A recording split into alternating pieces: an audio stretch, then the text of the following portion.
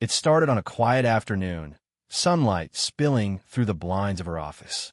The scent of coffee lingered in the air, faint, comforting, familiar, but there was something else beneath it, something unspoken that made every breath feel heavier. I come for help, nothing more. My project had stalled, my ideas scattered, and I needed guidance. She was the one everyone said could bring clarity, precise, sharp-minded, effortlessly calm. But the calm in her voice wasn't what caught me that day. It was the warmth. She sat across from me, a 40-year-old woman with an elegance that felt lived in rather than displayed. Her black hair framed her face in soft waves, and her dark brown eyes studied me with quiet patience. When she spoke, every word seemed to reach a little too close, like she wasn't just correcting my work. She was reading between the lines of who I was. "You're trying too hard to sound certain," she said, leaning slightly forward. "Real understanding comes when you stop proving yourself."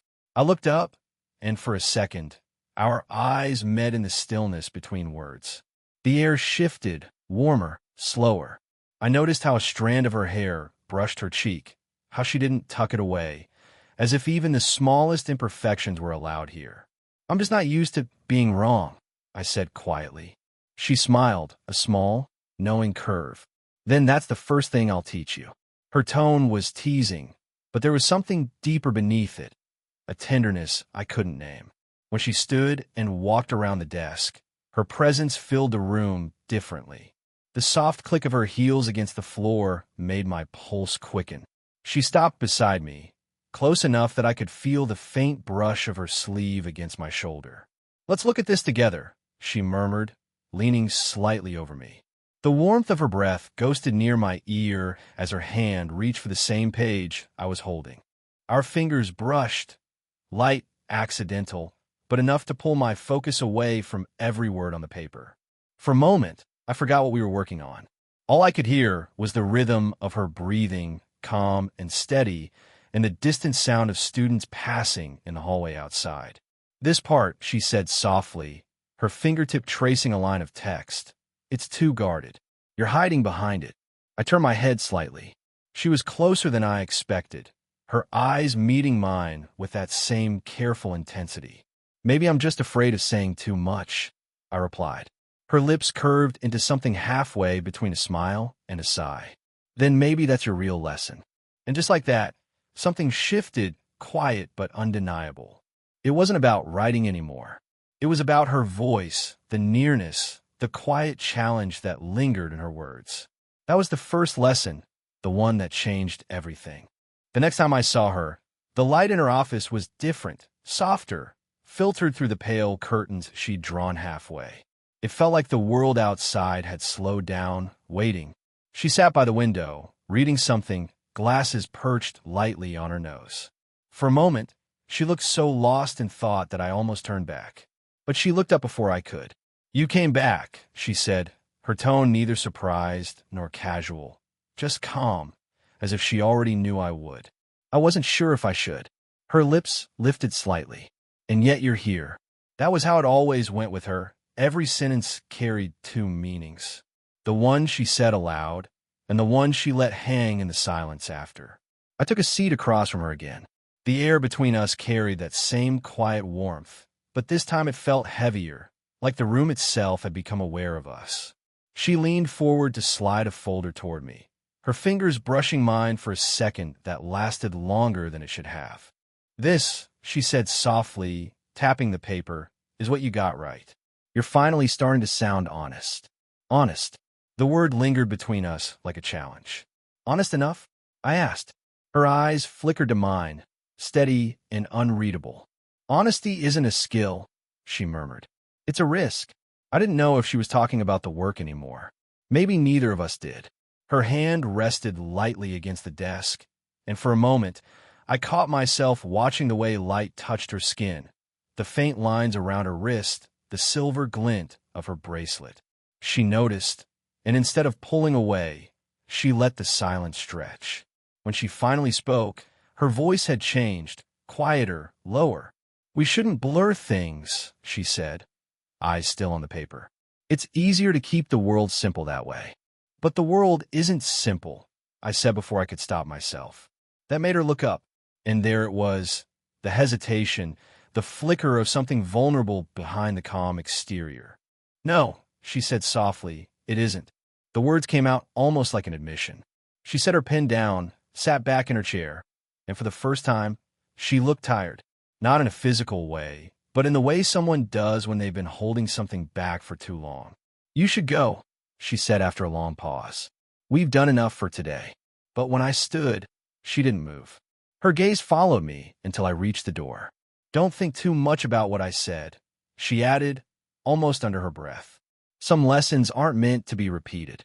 I turned back, but she was already looking out the window again, her reflection caught in the glass, calm, distant, unreadable.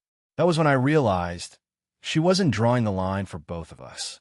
She was drawing it for herself, and she was already standing too close to it. Days passed before I saw her again. I told myself I was just giving her space, but the truth was simpler. I didn't know what to do with the way her voice still echoed in my head. "It's a risk," she'd said, and risks, I was learning, didn't always look like leaps. Sometimes they were the quiet steps we took towards someone we shouldn't. When I finally walked back into her office, the late afternoon sun had turned everything golden. Dust floated in the light, slow and peaceful, and she was there, reading as always. Her glasses were gone this time, her dark hair loosely tied, strands falling against her cheek. She looked up when I entered, her expression unreadable for a heartbeat, then softened. "I was wondering when you'd come back," she said. "I wasn't sure if you'd want me to." I didn't say that. Her tone was calm, but something in her eyes betrayed her, that fleeting flicker of warmth she tried to hide. I sat down across from her again, pretending not to notice the slight tremor in my hands. She noticed, of course. She always did. "You look tense," she said. "Maybe I am." She smiled faintly, the kind of smile that felt like forgiveness. "Then this isn't just about your project anymore, is it?" I didn't answer. The silence that followed was strange, not empty, but alive. She leaned back in her chair, watching me, studying me like she was trying to decide how far she could let the moment go before it became something else. Then, slowly, she stood and walked toward the shelf behind me. "You remind me of someone I used to know," she said, her voice quieter now, almost thoughtful. "Someone like me?" She turned, a small, wistful smile tugging at her lips. "Someone who used to look at me the way you just did." Her honesty disarmed me. For a second, I forgot where I was, forgot the papers, the rules, the difference that should have kept things simple. When she stepped closer, I could smell her perfume, soft, faintly floral. She rested her hand on the edge of the desk beside me, close enough that the air seemed to hum with something unspoken. "You think too much," she said softly. "Sometimes feeling is the only real language." Her words felt heavier than they should have. My pulse quickened, and before I could stop myself, I looked up, right into her eyes. The distance between us disappeared, and all the noise in my head quieted. Neither of us moved. Neither of us needed to. The weight of what might happen, what shouldn't happen, filled the room like gravity. Then, with a slow breath, she stepped back. "That's enough for today," she whispered, her voice softer than before. But the look she gave me as I turned to leave said something else entirely. That lessons like these don't end when the door closes. They linger, quietly, waiting for the next time someone forgets where the line is. The next morning, I told myself I wouldn't go. I'd spend the day anywhere else, the library, the cafe, even the park across campus. Anywhere that didn't smell faintly like her perfume or echo with her voice. But by late afternoon, I was outside her door again. I didn't knock right away. The sunlight through the glass panels glowed warm and amber, and I could see her silhouette moving slowly inside, graceful, deliberate. When I finally knocked, she didn't look surprised. "You're early," she said softly. "I wasn't expecting you until tomorrow." I couldn't focus, I admitted. Her eyes lingered on me, curious but knowing. "And you think coming here will help you focus?" "It usually does." She exhaled, something between a sigh and a laugh. "That's what worries me." I stepped inside, and she closed the door behind me. A small, almost automatic gesture, but it made the air shift. The quiet felt thicker here. On her desk sat 2 mugs, one still steaming. "You made coffee?" I asked. "Habit," she replied, handing me one. I wasn't sure who it was for. Her fingers brushed mine, not by accident this time. The warmth of the mug seemed to fade beneath the warmth of her touch. She sat down across from me, but didn't pick up her own cup. For a while, we said nothing. When she finally spoke, her voice was softer than usual. "You know this isn't fair to you. I'm not asking for anything," I said. "That's what makes it unfair." She looked down then, her lashes casting faint shadows across her cheeks. There was something fragile about her in that moment. The confident teacher replaced by someone trying not to fall into her own lesson. "You're not supposed to look at me the way you do," she whispered. "Then stop looking back." The words slipped out before I could stop them. She blinked, caught off guard, and then she smiled. Not the polite, practiced smile I'd seen before. This one was real. It reached her eyes, softened them. "You don't make things easy," she murmured. "Neither do you." The silence that followed wasn't uncomfortable this time. It was charged, full of every thought neither of us dared to say aloud. I could feel it in the space between us, in the steady rhythm of her breath, in the faint tremor in my chest that told me this wasn't just admiration anymore. She looked at me one last time before standing. "You should go," she said again, but her voice lacked conviction. I didn't move. For a moment, the world felt suspended, like the next word could change everything. Then she did something unexpected. She stepped closer, reached up, and fixed the collar of my shirt with trembling fingers. "Next time," she said quietly, her eyes holding mine, "try not to make me forget where we are." And just like that, with the smallest touch, she reminded me that sometimes the most dangerous things are the ones we never say aloud. It was after sunset when I found myself walking toward her office again. I told myself it was just a drop off the final draft, that it had nothing to do with the way her voice lingered in my head or how my pulse quickened when I imagined her looking up at me. But the truth was simpler. I wanted to see her when no one else was around. The hallway was quiet, the kind of silence that amplifies every sound. Footsteps, breathing, thoughts you don't want to hear. Her door was half open, light spilling through the crack. I hesitated, then knocked lightly. "Come in," she said. Her tone was calm, but when I stepped inside, she looked surprised, or maybe just tired. Her black hair was loose again, framing her face in soft waves, and she was still dressed in work clothes, but the jacket hung on the chair, sleeves rolled up, vulnerability showing where professionalism used to live. "You're working late," I said. "So are you," she replied, though there was a smile in her voice. "Or did you just come to make sure I was?" I placed a folder on her desk. "Final version." She flipped it open, scanning a few lines. "You've improved," she said. "You're not hiding behind words anymore. Maybe I learned from the right person." That made her pause. She set the papers down and leaned back, her expression softening into something caught between pride and caution. "You shouldn't say things like that." "Why not?" "Because I might believe you." The air changed after that, slower, warmer. She stood and walked to the small cabinet by the window, pouring herself some water.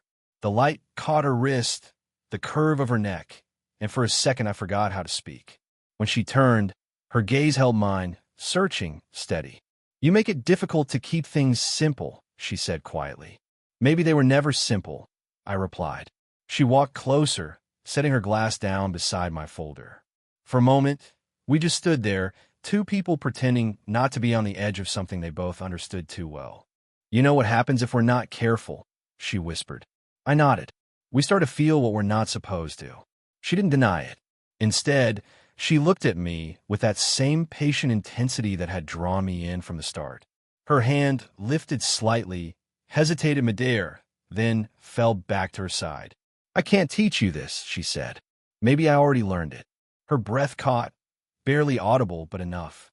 And in that instant, I saw it. The flicker of longing she'd tried so hard to hide.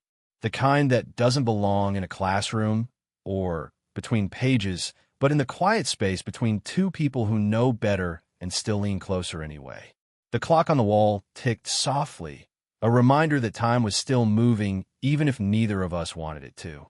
When I finally turned to leave, she said my name once, just once, and in her voice was everything she couldn't say aloud. The rain had stopped by morning, leaving the air clean, quiet, and heavy with the memory of everything that almost happened. I hadn't slept much. Every time I closed my eyes, I saw her, standing by the window, her breath uneven, her voice trembling as she said, asterisk, "You should go." Asterisk, but she hadn't moved. Neither had I. That day, I went to her office one last time, not because I needed guidance, but because I needed to understand what that silence meant. She was already there, seated at her desk, sunlight pouring over her shoulders. She looked calm again, like the woman I'd first met. The only sign of what we'd shared was the way her eyes flickered up when she saw me. Not startled, not distant, just aware. "You came back," she said quietly. I said I would. Her lips curved, but only slightly. "I wasn't sure if you should." There was no folder this time, no papers between us. Just 2 cups of coffee she'd already poured, one for her, one waiting for me. We didn't speak for a long moment. The silence wasn't strained now. It was fragile, like something that might break if either of us reached for it too soon. "I thought about what you said," I finally murmured. "Which part?" "That we can't keep pretending." Her gaze lingered on me. "And what did you decide?" I hesitated.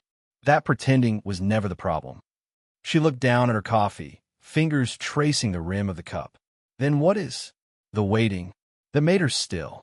The clock on the wall ticked softly, 1 second, 2, 3, before she finally spoke again. "You're young," she said gently. "You'll move on." "Maybe," I said, "but not today." Her breath caught, the smallest sound, almost lost beneath the hum of the city outside. She stood, crossing the room, stopping just in front of me. "This," she whispered, "this is where it has to stay." Her hand lifted, hesitant, careful, and rested lightly against my chest. Not a touch of invitation, but of understanding. I could feel the faint tremor in her fingers, the warmth of her skin through the thin fabric of my shirt. "I wanted to teach you something real," she said. "I just didn't mean it to be this." "You did," I said softly. "You just didn't expect me to learn so fast." She laughed quietly, that rare, unguarded sound that always felt like the truth breaking through. Then her hand dropped away. "I can't ask you to stay," she said. "But I can't ask you to forget either." "I won't," I promised. For a moment, she simply looked at me. That long, searching look that seemed to hold both endings and beginnings at once. Then she smiled, faint but sure. "Then maybe," she said, "that's enough." And when I finally left her office, sunlight spilling over the hallway, I realized the lesson had never been about words or rules. It was about knowing when to walk away and what it means when you almost don't.